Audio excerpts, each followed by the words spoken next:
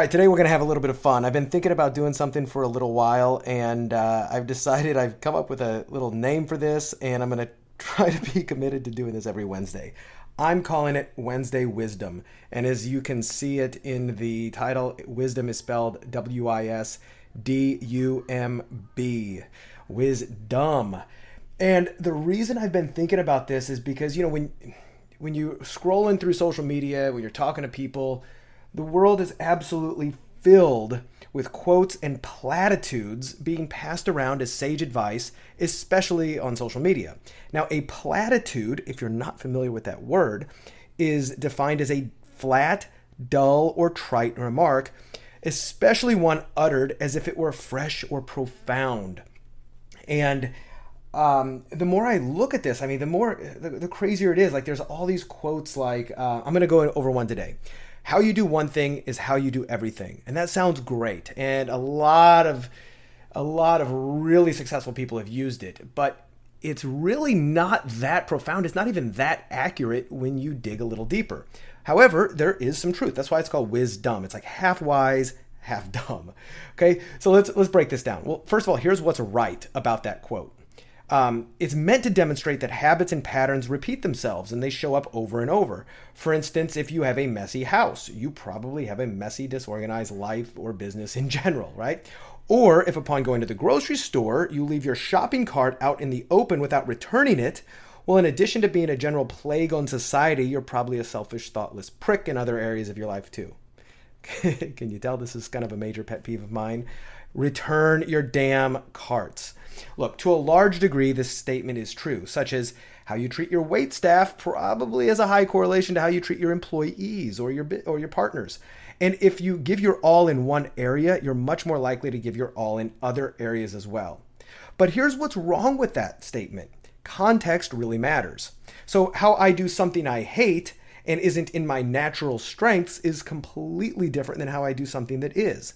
And some of the most successful people I know do only a few things amazingly well, and everything else, well, they're average at best. Some of them are an absolute train wreck in every area of their lives, except a precious few. Elon Musk, great example. He's one of the most inspiring entrepreneurs the world has ever seen, yet his personal life is a wreck.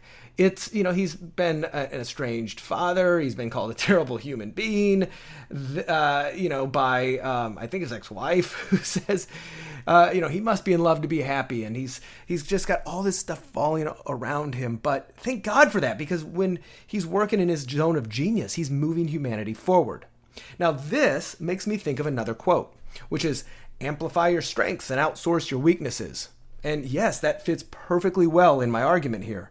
But not for long. Look, the world is full of average people doing average things. And if more people just amplified their strengths, we'd have a lot more amazing developments and innovations. And if they're all trying to fix their weaknesses, well, it just brings them back down to average again, because it's kind of hard to do both, right?